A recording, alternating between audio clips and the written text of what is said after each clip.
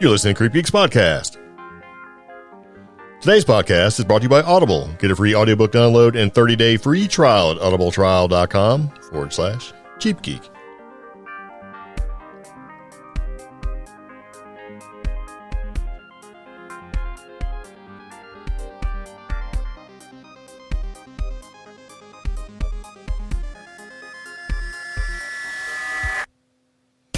So it begins again. Welcome back to the CreepGeeks Podcast, episode number 189. Election Asteroid 2020, Kelly-Hopkinsville Goblins, and Cherokee Little People. Yeah.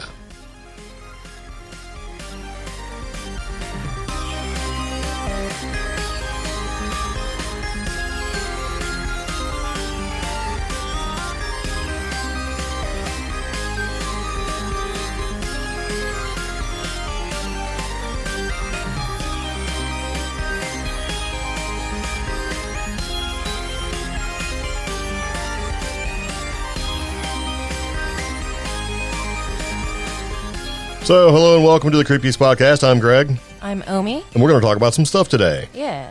So anyway, over a little, what was it, a couple days ago, 3-4 days ago, whatever it was, the anniversary of one of the most documented UFO/alien/goblin cases. High strangeness that there ever was, occurred. Yeah. So anyway, it's something we're going to talk about because it's kind of an interesting thing, and it sort of branches off into a myriad of other interesting things. And we have lots of links and stuff in our show notes, as we do with all of our episodes. So if you would like to follow along or maybe do some more research, you can certainly do that. It's our gift to you. Yeah. Well, it is, because this is sort of a thing that, you know, we kind of have to put A to B to C to D, and then sort of will culminate with a meeting, chance meeting that we had with somebody intimately familiar with the Kelly-Hopkins, I can't even say it, Goblins thing, the event that occurred. Yeah. Yeah. So it'll be a good thing. Okay, so anyway, if it's your very first time tuning in, we're glad to have you here. And if you're a repeat offender, we're glad to see you again. Yeah. And this is something that we do. It's called the CreepGeeks Podcast. We're rocking 189 episodes. Yes, we are. Yeah. Some of them are probably way too long for people.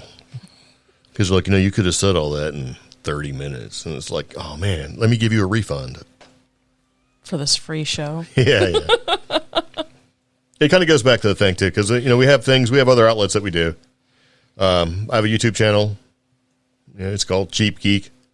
And I get comments all the time where people are like, you know, you could have just did this. And it's just like, you know, maybe it's not about you, bro. Okay.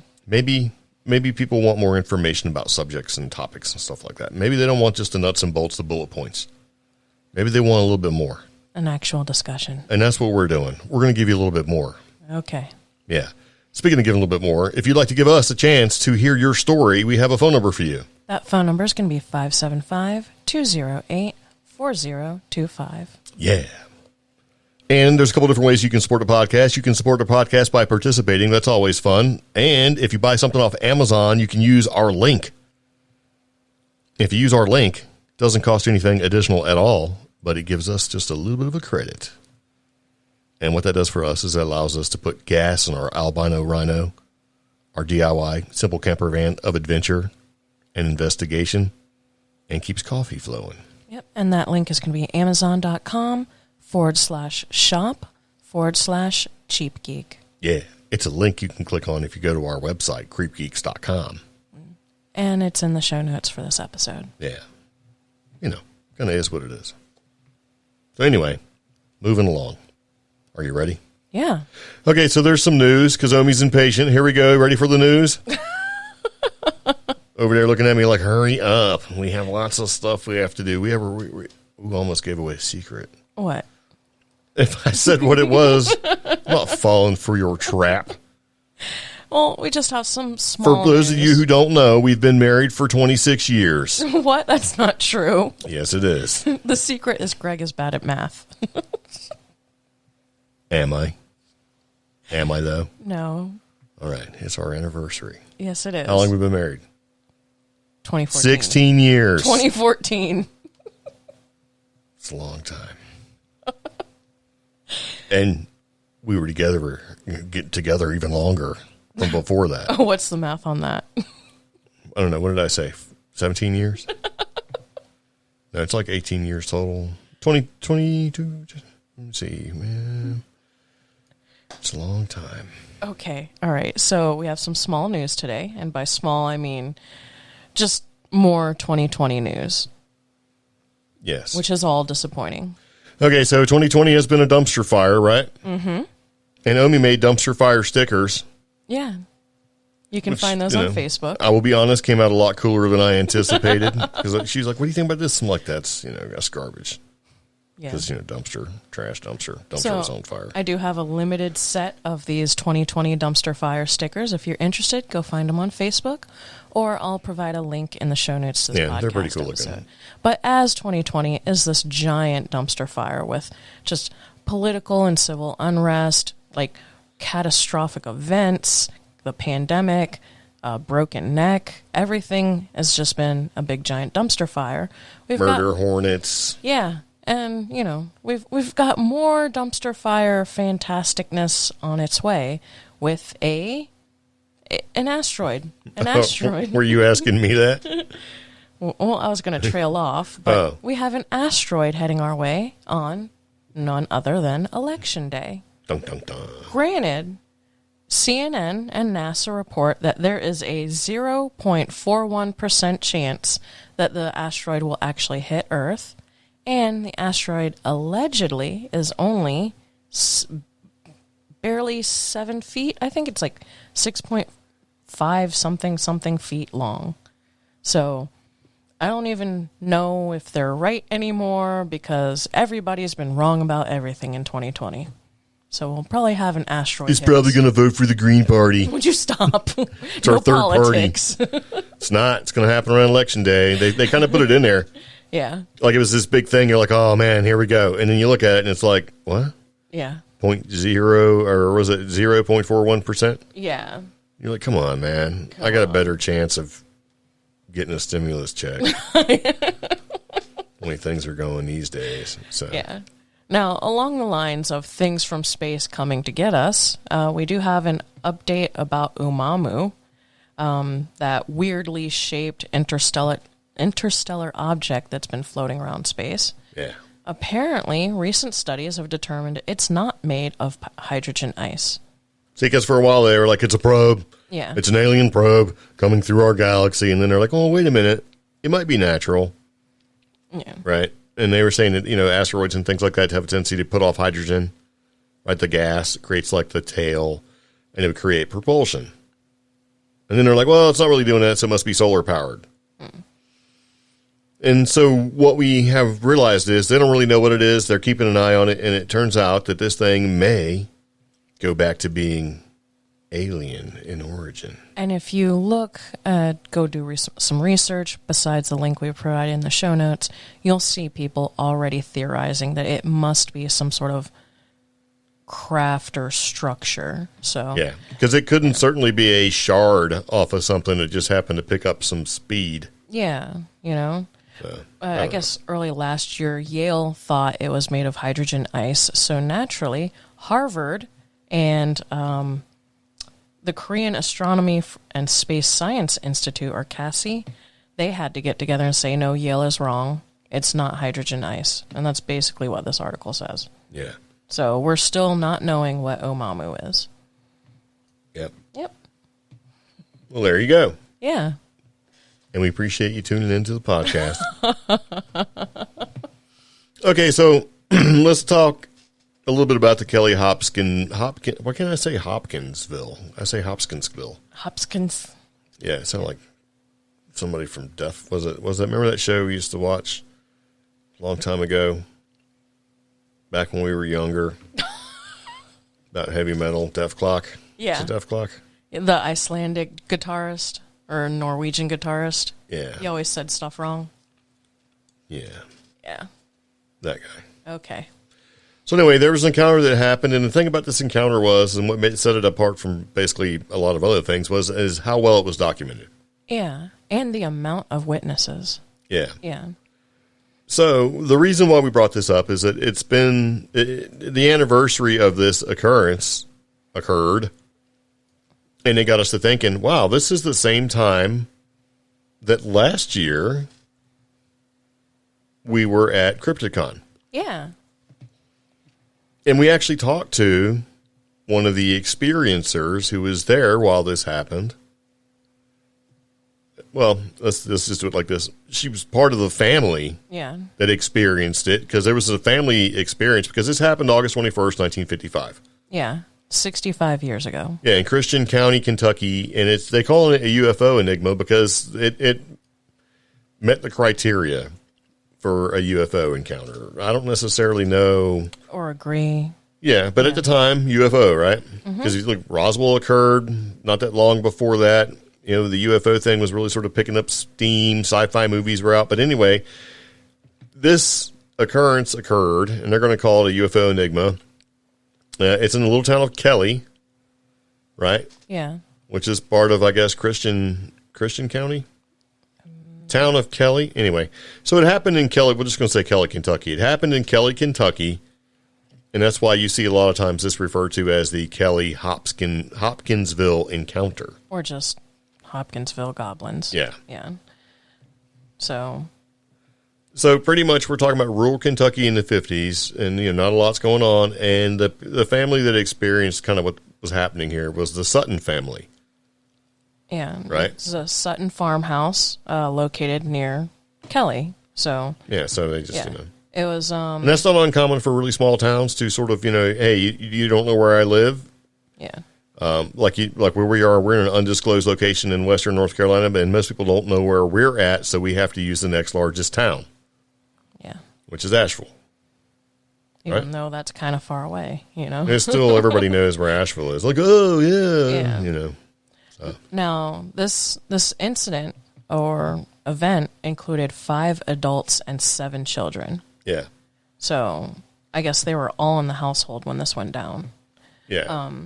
2 of the adults, Elmer Sutton and Billy Ray Tyler, claimed they had been shooting at 12 to 15 short, dark figures who repeatedly popped up at the doorway or peered into the windows. Yeah. Yeah.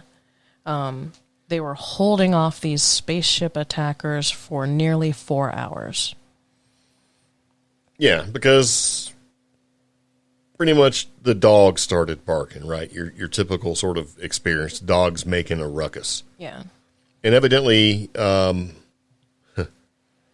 dog's making a ruckus. They're checking it out. At the time, in this earlier time, there wasn't indoor plumbing where they were. So they had like a little outhouse type deal, next to the well kind of a thing. So you had to go out.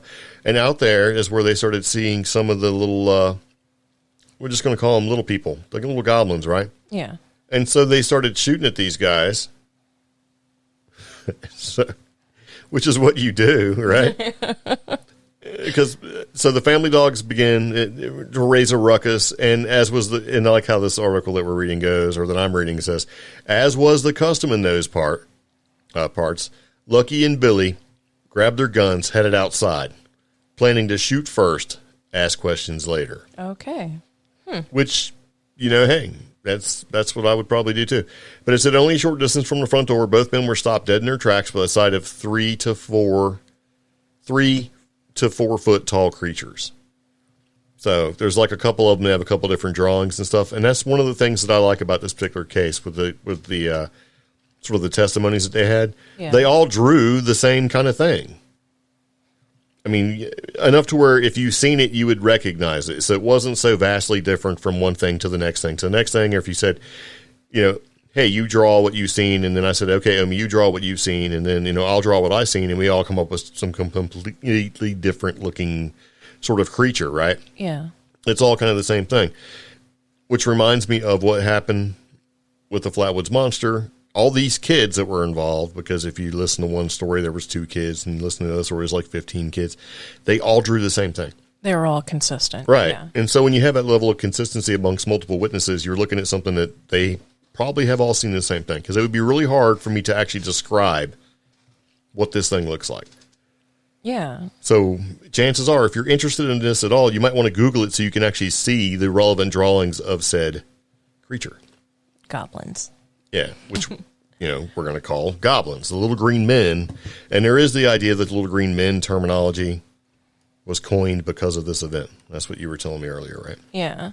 And it's very interesting how the modern breakdown of this on non-paranormal websites like Wikipedia and things, they really, really push all these different explanations, but it doesn't invalidate certain things about this case that are steadfast, like the fact that every witness's description was essentially the same, and that it was multiple people. And if you look, especially under the explanations on Wikipedia, nobody says mass hallucination. They go so far as to say things like the aliens were great horned owls, and or certain types of owls, which doesn't make any sense because owls don't flock together. No, and owls don't. I mean, they can walk, but it doesn't seem like they would walk or crawl up to the house and attack the house. Yeah, and this and part of the description is when if you ever see these things depicted, they don't look anything at all like owls. The Mothman, I guess you could, it maybe looks like a bird, right? Yeah. But again, it also, with the Wikipedia article, it goes back to these dudes that live in the middle of nowhere in Kentucky who hunt and go out there and, live off the land, as most people did. Mm-hmm. Because the grocery stores were not really grocery stores. You had maybe a general store, a place like that to get some supplies and stuff. They're aware of what's out there. They know what to look for. They know the difference between an owl and a 3 to 4 foot tall, right? 3 to 4 foot tall, large eyes, long, thin mouth, large ears, thin, short legs, and hands coming in, ending out in claws compared to a freaking bird. Yeah. And to me, what makes more sense? Yes, we are delving into something that is flat out unexplained, but from a logical standpoint, is it possible that a combination of a flock of owls, which are mostly solitary creatures, plus foxfire, plus a meteor shower, plus a mass hallucination created this event? Or did these people truly experience something unexplained? Yeah. So they see these little creatures, right? And they're frightened by these small greenish entity, and Billy Ray fired a shot from his little 22. Lucky unloaded with his shotgun, because Lucky's the nickname, right? Yeah. And basically they said there was no way they would have missed that creature or missed the creatures at short, close range. Yeah. And so the one that they shot, one that they know that they think they shot, right? Allegedly shot. It just did a backflip and ran into the woods. Like it scared them, and it did a backflip and ran away. Wow. And so that's one of the details. It's like, okay, that's kind of interesting. And then basically it says both men admitted that there was no way that they could miss at that close range. The creature did a backflip, ran into the woods. No sooner had the men re-entered the house before the creature, right? Mm-hmm. And they said they entered the house, and basically no sooner had they got inside the house that another one appeared at the window. Oh. It could have been the same one, right? They took a shot at that one too. They blasted a hole through the screen. Oh.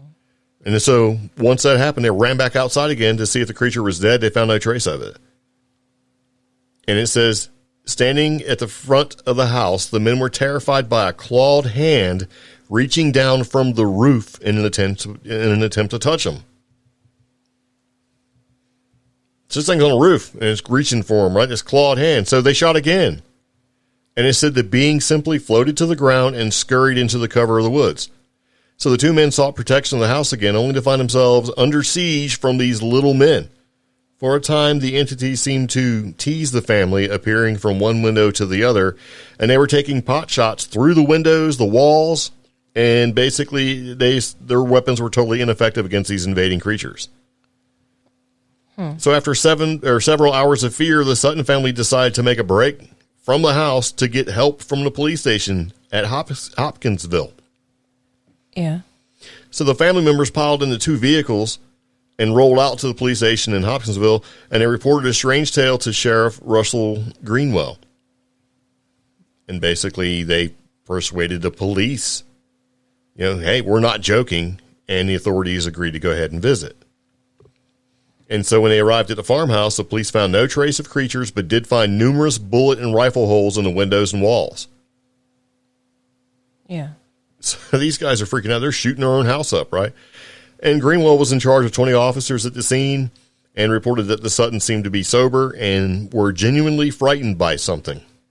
Which is funny because the Wikipedia article claims that the eyewitnesses may have been intoxicated during right, the which is alien exactly attack. Opposite of everything else that you read. So when I started looking at the Wikipedia article, I'm like, okay, now we know Wikipedia is made by people that submit contributions, and Wikipedia is a place to start when you're looking into these little events and things like that, or occurrences or whatever, to start your research. But eventually you got to go somewhere else. Yeah. So Wikipedia is a place to start, and then you start looking at it, because when I started looking deeper into this and just kind of getting a general idea of what's going on, it's like, well, hold on a second. That doesn't make any sense, because according to the police report, these people were sober. They appeared to be sober. Right? Yeah. And so the police went and canvassed the neighbors, and the neighbors basically said, yeah, we heard shots being fired. And the observation of lights in the sky. Dum, dum, dum. Yeah. So, exhausting all efforts to find the origin of this strange report, the police left the Sutton place about 2:15 a.m., and as they did, the creatures made their return. They again began peeking in the windows, seemingly out of curiosity. More gunfire took place, and again without effect. Several more hours of antics followed, finally stopping just before daybreak, and the police were finally persuaded to call in Air Force personnel the next morning. But a new search brought basically no results. And so after the beings had left, Billy Ray and Lucky had gone into Evansville, Indiana to take care of some business, and the other 5 family members were questioned by the police and Air Force. So, on August 22nd, 1955, the Kentucky New Era newspaper carried the story of the events, and so the initial public opinion was the whole story was a hoax. And if this was the case, then several questions must be answered. Why would the Sutton family make up such an incredible claim? They made no money from the story. They didn't seek any publicity. Yeah. So why would they shoot up the walls in their homes, causing themselves a financial drain to make all these repairs if there's nothing in it? I mean, if there's no monetary compensation, you just shot up your house that you're going to have to pay to fix, right? Yeah. And it says, including Billy Ray and Lucky, 7 adults were witness to these events, and all of them, when questioned separately, gave the same story. The sketches were made of the beings that we talked a little bit about earlier, and they were depicted, the creatures were all depicted in the same manner. And it says a year after the events, the case was thoroughly investigated by Isabel Davis, who related that the witnesses' stories had not changed. And so as the years rolled by, the accounts of the Sutton family stood firm. No evidence of a hoax has ever been brought forward. And the case was also looked at by a person named Bud Lebeth, who was an engineer at a Hopkinsville radio station, and noted investigator Dr. J. Allen Hynek, who basically also accepted the accounts of the Suttons, and Hynek discussed the details of the case. And, so they're saying that pretty much, although the Kelly-Hopkinsville case is an extremely unusual one, it's considered today to be authentic by many UFO investigators. You have 7 witnesses. They're all saying the same thing. Yeah. Kind of strange. So, and you're looking at me kind of weird. Because I don't have that link. Sure you do. It's in the show notes. It's underneath Kelly-Hopkinsville Encounter. Yep. Dun, dun, dun. So, yeah, I don't know. See, it's like here we go. I'll send it to you. Because, you don't seem to have it. But one of the strange things about this is that when we went to CryptidCon and we had a chance to talk to, you remember her name? Geraldine Sutton Stitch. Geraldine Sutton Stitch. Yeah, Stitch. Miss Geraldine, she was a very nice lady, right? And she came over, and we had Pepper with us, and Pepper went over and basically started, being Pepper, like, hey, how's it going, kind of thing, introduced herself, and she was very nice and started scratching her. But they had a, what do you call it? Like a recreation of the creature. Yeah. And the one question that I had, because you were talking to her quite a bit. Yeah. And I was just kind of standing there, I got Pepper sort of corralled because Pepper was greeting everybody. Pepper was a star at this thing. She went around and met everybody, and everybody met her, sort of a thing. And I asked, is that actual size? Yeah. And she said, yeah. And it was about 3.5, almost 4 feet tall, and it was skinny, had the long arms, the ears, the eyes, the whole thing. Kind of creep Pepper out. Yeah, and it was kind of a bluish gray skin. And I didn't think to ask her, hey, what's the deal with the lights in the sky kind of thing? Because when you read the articles that we've seen, it doesn't really say a whole lot other than a bright light came from the sky, and people seen the bright light from the sky, and then all of a sudden the leap from the goblins to being little gray men, little green men, and, UFO, flying saucer happened. And that's the thing, because this became marked down or a hoax incident in the Project Blue Book files. So what triggered their interest in covering this besides, some, no offense, little town newspaper documenting what happened to this family? There had to have been something else going on for them to go, maybe we should even bother to investigate this, The meteor shower and the lights in the sky type stuff, that nobody talks about until later on. Right. Except for the witnesses. The witnesses pointed that out. And to be fair, I haven't read books on this at all. And I haven't read, like, the books and the investigation reports and all that sort of thing. Because when I first heard about this, and I heard about this a while ago, and by a while ago, I mean a couple of years ago, and how it came about for me was we were talking about goblins and little people and fae folk and things like that, right? Mm-hmm. That live in caves and come out and live in certain areas and all that sort of thing. And so when I heard about, like in Kentucky, this event that occurred, I wasn't thinking at all UFO or anything like that. I was basically thinking what we're familiar with the lore that's in Appalachian Mountains and that such. And it's like, huh. Yeah. So I didn't make the gap or bridge the gap between these guys coming from outer space, and so I didn't really look too much into it. And see, part of that is the fact that once this story hit the world of ufology and people started to look into it, people were taking their own interpretations and either elaborating or writing their own versions using different information they either got from Project Blue Book files or other stuff, which is why Ms. Geraldine took it upon herself to write her own books about these encounters. She came out with Alien Legacy and also the Kelly Green Men. Yeah. And that one is in my Amazon shopping cart right now. Yeah, the Green Man. Yeah. So. And to be fair, when we seen her and we're talking to her, we didn't want to take up too much of her time because she had just went. Yeah. And gave a presentation on it. And honestly, when you go to some of these events, sometimes you're supposed to pay to go attend these conferences, these public, the speakers, right? Mm-hmm. Now, just so you know, we were VIPs, so, there's that. We could do anything we want, but we didn't, for some reason we weren't, I don't know why we didn't go in there for that. Oh, we got caught up in a conversation with somebody else. Yeah. That's true. A very, very nice folklorist. Yes. Who was trying to get one of our posters autographed for us. Oh, yeah. Yeah, that's we completely blanked out. Yeah. So with this particular event that we've seen, and I can't say we've seen it, but from talking to her and talking to other people, became aware that there was more to this sort of area in Kentucky that we knew about. We knew there was some weird stuff going down in Kentucky because the more people we talked about, Kentucky too. It's like, hey, because they'd say, where are you from? And we'd say, hey, we're from Western North Carolina. They'd say, around what area? And we tell them, and they go, oh, have you ever been down to Kentucky? It's like they would skip a couple states and say, have you ever been down to Kentucky? We're like, no. You missed Tennessee. Tennessee's a long state. It's aggravating to drive across.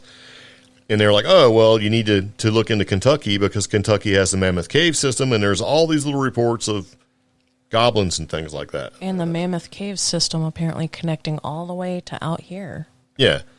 Yeah. And other, sort of abandoned mines and caves that are also in North Carolina area. And they were like, have you ever seen goblins? Have you ever heard about goblins? And, we were like, well, no, we've heard of little people, and that. And gnomes. And that sort of thing. But the little people are pretty prevalent in Cherokee lore, and there's also people that have seen little people interact with little people, and they don't look anything at all like these things. No. These goblins. But one thing I do want to say about being an outsider here is people have their own terminology for things. So we might be completely overlooking actual goblins here in Western North Carolina because they might be called something else. Yeah. I mean, there's entire mining towns that have shut down in this region. They may have had goblins or Tommy knockers or what have you. Yeah. I mean, gnome is real popular here for Yeah. a little person to use the terminology gnome, or at least that's what we've been told. And we've had people describe I think I saw a gnome or a little person, and when they describe it, we're like, that's not the David the gnome I grew up with, Yeah. It's actually something kind of creepy. Like an elf or elfish. Elvin. Elvin is the right one. You say elf fish? Yeah, elfish, yeah. But so the little people lore out here is just as big, though. Yeah, so it's kind of a strange thing. So we talked about caves and stuff like that, and we've talked about it in previous podcasts where there's cave systems and things. Of course, there is no really better cave system to talk about than a mammoth cave system. Yeah. But all these mines and things that happen, like even in places like New Mexico and in some parts of Texas, and then you look at like Tennessee, lots of mines, and you look in North Carolina, lots and lots and lots of mines, and Virginia. And you start looking into it, there are, in some cases, reports of little cave-like, troll-like creatures that are hanging around there, but there's not that many documented like cave-like, and I keep saying cave-like, you know what I mean? Like little subterranean creatures. Yeah, like, not like the happy traveling gnome, like, hey, man, with a suit and jacket kind of thing and all that. But, like, these are, like, scary. Yeah. Like goblins, basically, is a better word for it. It's like, this is pretty strange. Because we started looking, we're like, okay, if we're going to talk about Kelly goblins, let's try to find other goblin-related incidents or reports or whatever that are in this area. Because we have a theory that since we're in some of the oldest mountains in the world, right? Yeah. And we've talked about Cherokee little people and moon-eyed people and things like that in previous podcasts. We're talking about like Judoka and all that. That maybe some of that sort of area that we're in and topography and just the general makeup of the area lends itself to maybe something being able to travel from one state to the other or underground, that kind of, in other words, maybe something can live. Well, every state you just mentioned a few seconds ago has a national state park type monument thing that has a giant cavern. You had Mammoth Caverns. Yeah. Tennessee has the ones that, I guess they're kind of near Pigeon Forge or something. There's caves everywhere. Then Luray Caverns, right. And then Mexico has, New Mexico has Carlsbad Caverns. Right, and then you've got like Linville Caverns that are, in, Western North Carolina around like Spruce Pine area. And so when you start looking at this whole cave system thing, and is there a possibility of something living underground? Maybe it's kind of scary. It's kind of a possibility.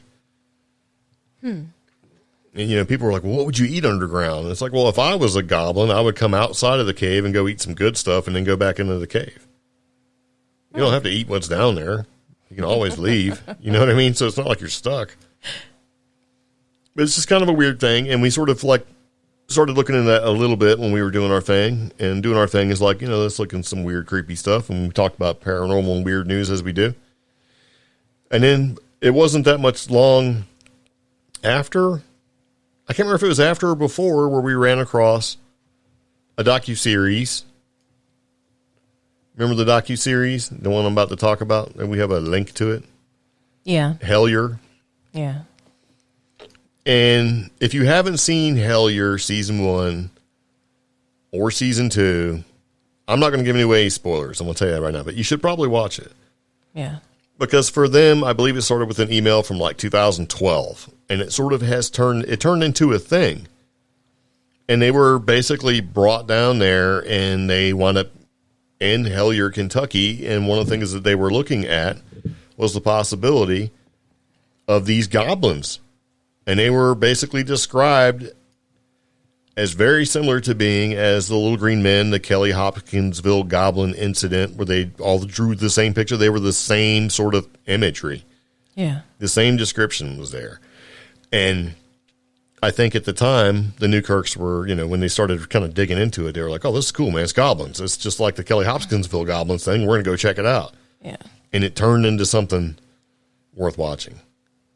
Even like photographic evidence, and I'm doing the quotes thing because you can never really tell if evidence is real or not, of like a couple of these goblins and like footprints and things like that. So it turned into a thing. But it was sort of happenstance for us to learn about, the Hopkinsville's goblins and researching our area, then going to CryptidCon, and then Hellier talking about it.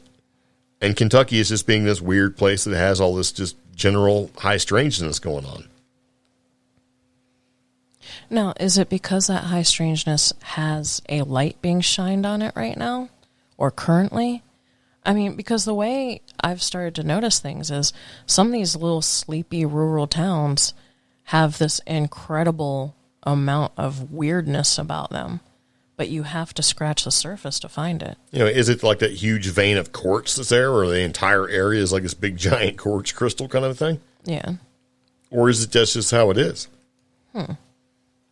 Or is it one of those things where everybody knows about it, nobody talks about it, right? And then when somebody does and people go, oh, wow, and it just sort of spreads. It's kind of one of those things like if you're out in the woods with a flashlight, if you shine it on a raccoon, has a raccoon always been there? Or is this your just first time just seeing the raccoon, right? I don't know. It's like, it was just sort of a strange thing to run across this sort of thing. And when we talked about the little people, and just made the little people are described as not being at all what these goblins look like. They look like little people. Yeah. Wearing, almost what looks like lederhosen, and they had little bare feet, and they had clothes with buttons on them and things like that. And they were, either sort of a light blue skin, that kind of thing. Light, fair complected, that sort of thing. And they were like a regular person, just really small. And they talk about finding tunnels and things like that were basically too large for a person to walk through, but you can kind of crawl through like an average sized man. And there's instances of people saying, I talk to little people. Little people live here. Oh, these tunnels are made by little people. Oh, do you see this? This is, there's little tiny footprints, that kind of thing. So you're thinking like brownies and maybe elves, right? Yeah. Small, like maybe the small, sort of like the gnomes that you're talking about. Yeah. But not like these guys, like goblins, man. Like goblins, almost like Lord of the Ring kind of goblins. Yeah. Well, we also go back to, because we did a whole podcast on these ones, the moon-eyed people out here. I mean, are they separate from the little people, or are they the same thing? Because the moon-eyed people do kind of look like the Hopkinsville Goblins, except for they don't have ears. Or, well, the depictions of them don't have ears. As large as what's depicted in the yeah. So, and also moon-eyed people, yes, it's Cherokee tradition, so you'd actually have to go out towards like the Cherokee area to get some good stories about them. Right. And also they seem to be Fort Mountain State Park, Chatsworth, Georgia. So are they all the same creature, or is it just, do we have multiple different little humanoid creatures in this region? Yeah. I don't know. And so once we had that story in our heads where we looked up Kelly-Hopkinsville and all that sort of thing, and we knew we were going to Kentucky and, kind of checking it out, it's like, wow, this is something that's a completely different sort of thing. And it's like, why isn't everybody talking about this? And it's like, okay, well, they're probably not talking about it because nobody else is really talking about it. It goes back to, if you put a light on it, does everybody see it sort of a thing? And so kind of going through and doing a little bit more research, it's because like after we watched, Hellier and that sort of thing and sort of taking a different sort of deeper look at it, it's like these cave systems, like I think they actually go into as far as Texas. And it's something that it could travel all the way across the USA as far as the cave systems being connected or interconnected or possibly connected. And I think if you start really digging into it and looking further out west, you're going to find instances of these small, let's just call them subterranean cave dwellers, in areas that are in local legend and lore that may have similar descriptions but different names. So this may not be something that's sort of marginalized to one chunk of the U.S. Like this may be, hey, something that's been around for a long time and known for a long time. And with the Cherokee, right, with the Moon-Eyed people and all that, and the little people, they didn't, there was basically two groups, right? Mm-hmm. And the big distinction between the two groups was, aside from the Moon-Eyed people, one side having like really dark eyes, the other side was more fair-complected and had like reddish hair. And the Cherokee would kill the ones with the reddish hair. The Moon-Eyed people would kill the ones with the reddish hair. And it was a thing. And it was like, and it gets kind of weird in the descriptions of what's going on here, because there's some instances that say that these little people weren't really that little. They're about 3 to 4 feet tall, looked like regular people. They just had reddish hair. Yeah. But these guys with the goblins and stuff, it's sort of a different description. So it's kind of like, is it two different things? And I think it is. I think they're talking about two different things. When you talk about like small people and the little people that we have in our area and these goblins, I think that they're different. Because some of the descriptions that we've seen from other places where, you'll see like a little blurb where somebody mentions, I seen these troll-looking things running around, these goblin-looking. There's never anything to substantiate any of the claims. There's never anything more than like a 1 or 2 sentence thing. There's never anything to be able to allow you to dig further and find instances. If you're talking about like Bigfoot and things like that, Sasquatch, there's thousands and thousands of reports. Eyewitness reports, that kind of thing. And people have told their stories, and people can tell you, I've seen one out in the woods. There's none of that with these things. Little people, kind of selective, small sort of instances, but none of them describe what happened or allegedly happened with the Kelly-Hopkinsville thing. So it's kind of like, where do you start digging with this kind of thing? And so that's like when we seen Hellier, and it sort of came up, and it sort of, talks about these goblins. And it was like, man, we watched it because it's a series that you can download. It's like on YouTube and things like that. Really good as far as how it was filmed and how it was put together. I mean, it's a great story. It's like, if you're into that kind of thing, you'll like it. Yeah. If you're expecting like, sci-fi explosions and all this crazy stuff, and if you're expecting like, evidence, like we have the head of a Kelly-Hopkinsville Goblin, you're not going to get that. Or fast pace. Yeah, because it's telling you the experience that they went through. Descriptions are not the same at all. It's like, it's a different kind of thing. And I'm beginning to really wonder, it's like, is this even something worth investigating? Is that the best thing to investigate? Something where you really don't have much. And where do you anything start? to go? Yeah, it's like, okay, because Mammoth Cave system is huge. Like, where would you go? Who do you talk to? You just go up and knock on some old timer's door. Hey man, you got goblins out here, and because you might hear stories, right? Well, in Hellier, they stopped by a gas station and started talking to some people, and started asking them questions, and people came forward and they're like, "Hey man, yeah, check this out." And to them, it was common knowledge, and they were sharing. Yeah. Later on, they came back, and people stopped sharing. And I've noticed that here, because where we are now, I've tried to ask certain locals for details and history about a certain phenomenon out here. And it starts off all friendly. Yeah. They want to talk, but then schedule an interview or want to sit down and have coffee.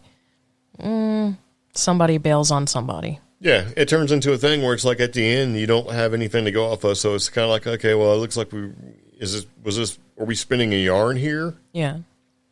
So I don't know, man. It's just kind of a thing. But you should watch Hellier because they do a pretty good job of investigating this sort of thing. You know, it's like keep getting things dropped in their lap to go investigate, and it's a thing. Right. I don't want to say too much to it. You know, it's definitely a weird thing. And so when I looked to see if there was any kind of updates to the Hopkinsville thing and Hellier and Goblins and all that sort of thing, you know, I came across the original sort of articles that sort of brought into the light Hellier and what the series was about. And it says, Return of the Kelly Goblins, new leads in a case of strange creatures, crashed UFOs, and the Men in Black. Because it's all kind of has grown. And these things are all sort of connected. And the funny, because I'm trying real hard not to give away anything. I know people are like, well, just tell us what. With the strange creatures, crash UFOs, and the Men in Black and how they're all connected, it sort of took us down that same path. Because we've had our own experiences. We were sort of paralleling what the Hellier crew was going through and seeing, just in our own sort of digging around, trying to get an idea about how stuff works. Right? Yeah. Because we've been to the same places. We've seen some of the same things. We've experienced some of the same things to a certain degree. And what's weird about that is, and I'm being elusive on purpose, is that if you start to do the same thing, you will have some of the same experiences. It's just kind of a thing. And it makes me wonder, right, if this is all part of that sort of thing that John Keel was talking about, the whole trickster element. Okay. Is it John Keel? Did I just screw his name up? I always just call him Keel. Yeah, it's Keel. It's just Keel. We just call him Keel. So, the whole, if you stare long enough into the void stares back at you. Yeah, and there's like the whole trickster element to the entire thing. You know, we went to the whole great god pan and the trickster element and the higher phenomenon or the higher power that is watching over us, whether we call it a god or an entity. Let's just call it a force, right? A force, yeah. And it's the same thing, and that kind of ties into with the little people, right? And the fae folk and that sort of thing. Be careful because they will draw you in, and their intentions may not be what you want. And those are just the European traditions, you know, Don't eat the fairy food, don't follow the fairy into the forest. Don't accept any gifts. Yeah. So, and that just reaches from the whole, you know, from Europe and then the European settlers that came to these regions. Did they bring their mythology or did they bring their actual phenomenon over here? Or was it already here? And is it a cryptid or a supernatural thing, or is it extraterrestrial or ultra-terrestrial? Yeah. Or is it all of it? Yeah. I mean, these things have been referred to as hairless children. Yeah. Which is gross, right? But I mean, if you were to describe them, if you were, you know, trying to describe something to someone where maybe language is an issue or communications maybe, you know, sort of hampered by, you know, whatever, and you said cave goblin, well, isn't that kind of hard to describe? But if you said they look like gray, short, hairless children running around the woods, and you've seen a gray, small, short, sort of hairless skin thing running around, you'd know, oh, that's probably it. But hey, gray, hairless, small bodies also were found in Roswell, New Mexico. Yeah. So it's like, what the heck's going on? We have made no progress on this at all this episode. And that's, well, no, we haven't, but we have, because that's kind of the entire thing. Mm-hmm. When you look into this sort of thing and you see something as crazy as this Kelly-Hopkinsville thing, where they've seen a bright light and then they've seen 3 to 4 creatures. There were, you know, 3 creatures to start, and they were about 3 to 4 feet tall. They were gray skinned, very large sort of head, big giant ears, big black eyes, running around. They're shooting at these things, and they're floating in the air. Shot one, he did a backflip. You know, they go outside to see what's going on. It's reaching down from the roof to get them. They're shooting out their windows and through the walls and stuff.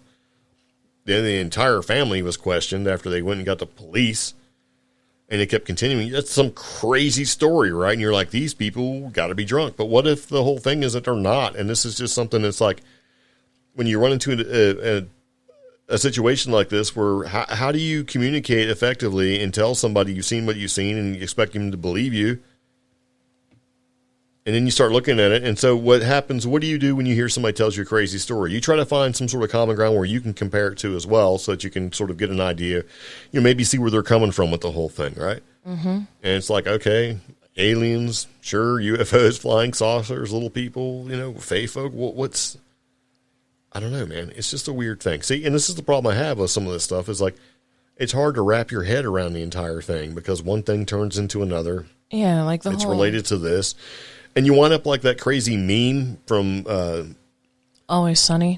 Yeah, where he's got the cigarette and he's all crazy looking. He's got like a little pen in the wall with all the scraps of paper and little pieces of colored string connecting from this to that.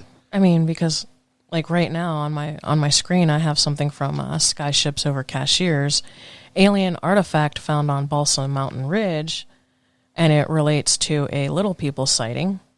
And the alien artifact is referred to as the Leadhead. And then the next article is, were they all originally extraterrestrials? Yeah. With a conversation of the Cherokee Little People basically being extraterrestrials. However, right next to it is that stereotypical image of a gnome that you and I might have. Yeah, it looks just like a regular person. Yeah. But like really small and wearing like lederhosen. Yeah. And the goofy thing about this is that the more you talk about it, the more you realize, and some of this even ties into the Brown Mountain Lights. With the light phenomenon. Yeah. And there's stories about... They tied that in Hellier, too. We're not going to give that away. Yeah. But, yeah. And we started looking into the Brown Mountain Lights, and we started looking into this, and started looking into that. And so when it became, hey, it's the... I can't do math.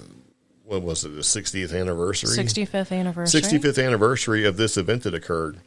And I started looking into it to try to see if there had been any news and, and the fact that we had a sort of a related thing that happened to us where we actually got, and we talked to Geraldine and, I'm not sure what her actual relation is to the Sutton family. I can't remember, but, it all has seemed to be related somehow. And that's kind of my thought with this entire thing. If you become an investigator and you're looking into this, or a researcher, or if you do like we do and you talk about paranormal and weird news, right?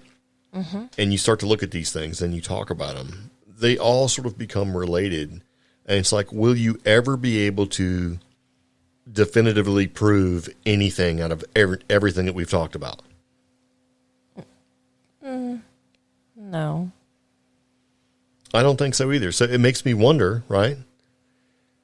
Yeah. If you look at what Hellier went through, and we're just using that as a group term for all the people in Hellier and the Newkirks and all of that.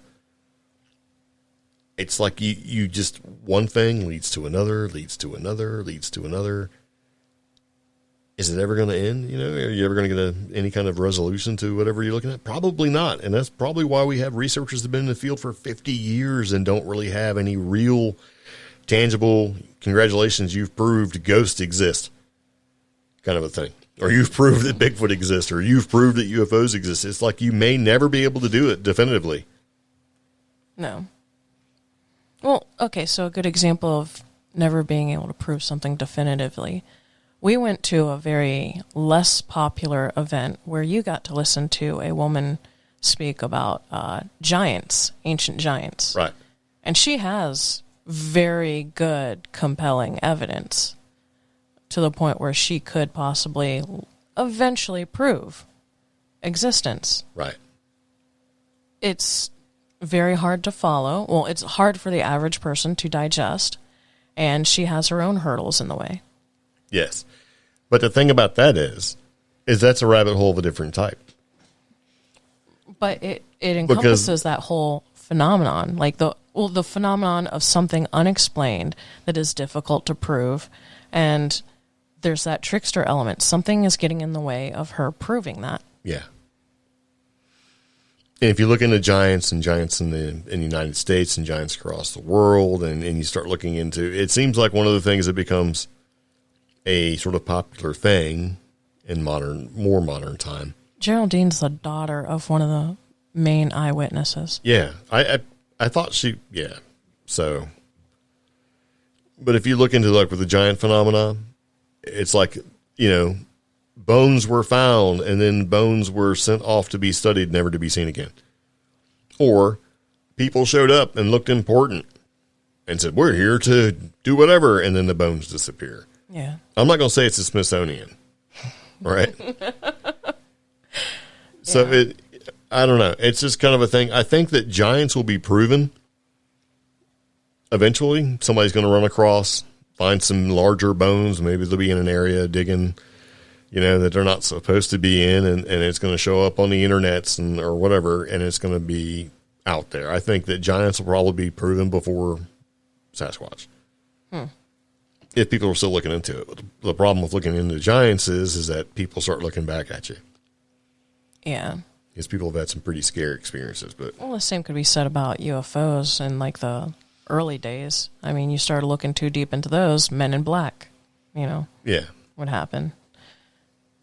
So, I don't know. Well, giants is going to be one of those things where I think the phenomena, but see, I don't think very many people look into it. There are large mounds all across everywhere that, some of them are supposed to be housing giant bones. So the evidence may be there, but I don't know. This is one of those things where it's like, this is crazy. Because what if somebody actually runs across one day and finds a goblin that looks like Kelly-Hopkinsville Goblin? And we find out that there's been this subterranean race of whatever that's been living here for however long. What's that going to do? Well, okay. So there are alleged reports of finding children's skulls with wisdom teeth and piles of child-sized bones found by moonshiners in the old Kolowi Mountains and stuff like that. Yeah. But is that those proof? are like little people. Yeah. Are they goblins? Probably not. I don't know. I mean, what would it take to find a goblin? Probably about the same as what it would take to be a little kid. Now, and I know cavers who have actually gone to Mammoth Cave, and they've, experienced people, and they've said this is a difficult cave system. Not even considering, the paranormal, but all of them come back saying there's something weird about that place. Yeah. And it's not all been explored either. The whole thing has not been mapped. I mean, there's places where you can go as a tourist and walk around and stuff like that. But, it's huge, man. I don't know. It's just kind of one of those things where it sort of spurred a memory for us, and we kind of sort of talk about it. I know kind of been rambling for a while, about the whole feasibility of it all. Is it feasible to become an investigator and go out and try to investigate these things? And there's people out there that have huge budgets, and they come back with just as much zero as everybody else does. Yeah. You know what I mean? And there's TV shows and all these shows that we have on TV these days that are, they tell you the retelling of a story, and they kind of say, we're going to go out there and we're going to look for it. They don't find it either, and they move on, and they talk it off as being whatever. The challenge was difficult. And at the end of the day, they can all say the same thing. Nobody's found it yet. Nobody's figured it out yet. Nobody has solved the mystery yet. And it's been hundreds of thousands of years, and, so it lets you off the hook, right? For spending all that money, time, and effort to go out there and do it. So the people that do it and continually do it for 20, 30, 50 years, that's some stick-to-itness, man. I got to tell you, that's some diligence. Yeah, that is doing your due diligence. And I think that some of those people that are that vested in the entire thing and put that much of their lives into this sort of thing probably get a little burnt and a little toasty from other people that have not been doing it as long. Yeah. And I think that's where some of that old versus new, I've been doing this a million years versus you're the new guy, versus I would investigate like this, but you're investigating like that, creates that sort of friction and animosity to it. But I also think both parties, that anger or frustration or, whatever that they're dealing with when it comes to the new researchers, old researchers, one of the biggest elements that both of them should be mad at, but are not, is that their life's work, their 30 years research, or the new school people, their deep dive research, all gets compressed and squished down into a 20-minute program with 5 commercial breaks. Yep. So, who are you really going to be mad at?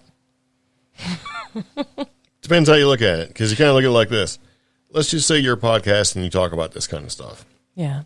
right? And say one of these shows calls you and says, hey, can you come on the show and talk for 5 or 10 minutes about, I don't know, let's just say Brown Mountain Lights. And you do. Mm-hmm. And let's just say that show has a reach of like 2 million people, right? That may or may not be interested into your subject that you're talking about.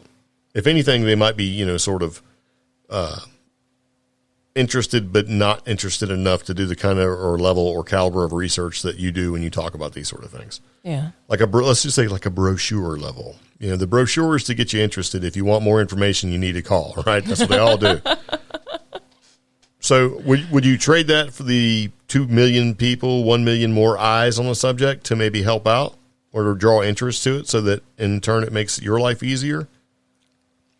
Or do you just push it away because it's fluff? And see, I would, because I want that extra 1 million eyes on the phenomenon. However, I feel that goal has been lost sometimes, and sometimes it's more about I want that extra 1 to 2 million eyes on me and my work, not the work in general or the phenomenon. But then, if there's more eyes on you, chances are that it may be easier for you to get your work done. True. Like you might be sitting at an event with a recorder standing there and have 3 people show up and talk to you about your subject that you're interested in and give you all sorts of information that you're like, whoa, man, I really appreciate you taking the time and talk to me. And then just to see it show up on a television show like 3 months later, right? 4 months, actually more than that, 5 months later. That may or may not have happened to us. We got this amazing, bunch of information from some long-time researchers into a phenomenon that we're familiar with. Yeah. And it's like, So I don't know, It might open the door for people to come share with you. So that'd be a good thing. Anyway, we've been talking for a while, sharing you a little bit about, this incident with these goblins that may or may not be basically related to the UFO phenomenon, which I kind of don't feel that they are, but can't really prove it either way. And the only reason why I don't necessarily feel like these whole goblin things that we're talking about and related to the cave systems and that sort of thing is that in a lot of the other tales that we hear, there isn't that sort of bright lights in the sky, the flying saucer type phenomenon related to it. Yeah. But then again, we run into the issue with, or what we hearing describing little people versus goblins versus gnomes versus gargoyles and everything else that you hear about. So, I don't know. Okay. So, yeah, there you go. So, let's talk about something before we get ready to wrap up the podcast. This is a recent thing that has been sort of popular, and you put this article in here. Do you want to... Yeah, and I thought it was funny because it was literally the day before the Hopkinsville Goblin anniversary. Yeah. And this happened in Ohio, out in Athens, and it was an odd creature sighted and reported in Ohio.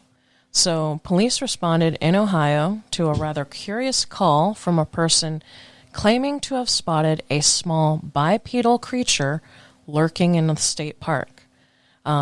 This report was relayed to officers from the county sheriff's office in the community of Athens. Now, according to the department, an unnamed individual at the park phoned them with concerns about what was described as suspicious activity. Ooh, suspicious activity. Now, when the officers responded, the unnamed individual told them that a person across the lake at the park had been shining a red light at them. However, that bit of strangeness paled in comparison to what the witness said happened next. A short time later, according to the sheriff's office, the witness observed a bipedal creature around 3 to 4 feet tall walking near them and looking in their direction.